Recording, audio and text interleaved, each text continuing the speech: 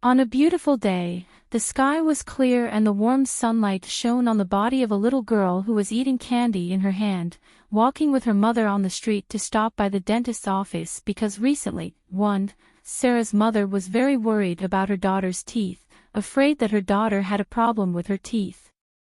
Her mother pushed open the door and the little girl walked in like a little cotton ball, running to the waiting chair for customers.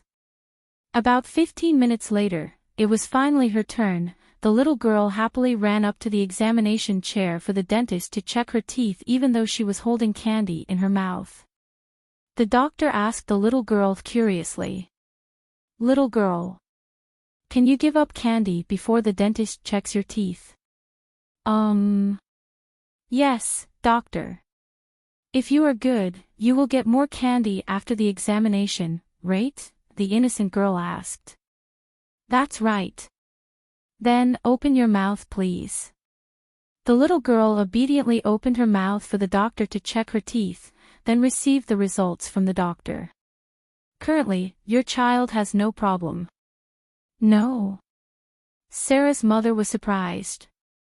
Doctor, where is my candy? Here it is. He went to a small transparent box, took out a strawberry candy, and put it in the girl's hand. No, doctor, she won't eat it. She still has a lot, Sarah's mother advised, but the doctor still rewarded her. Why did you eat so much candy? Out of the store, on the long street, the mother asked Sarah, but the little girl said, Mom, do you know why candy is sweet? Because it helps me ease the sadness I encounter because it comforts my fear and despair.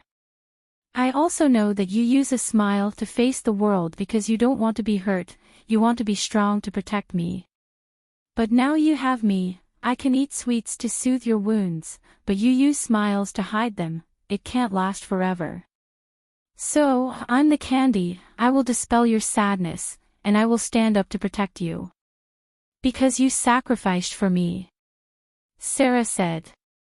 Although she was only 5 years old, in her subconscious, her mother was a mother who loved her. In her, she was the most wonderful mother.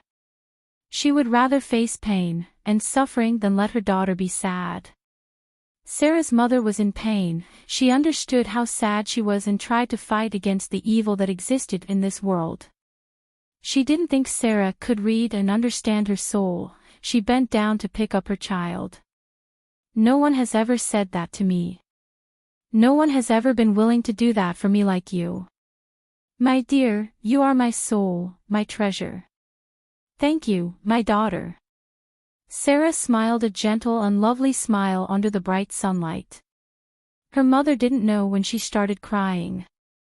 The usual smile was something to suppress sadness, but there was one person who could understand. She couldn't imagine that Sarah could see the fatigue behind that effort. And she couldn't imagine that the little girl would soothe her efforts to hide her despair day and night. The mother and daughter held hands and continued walking back to the small house.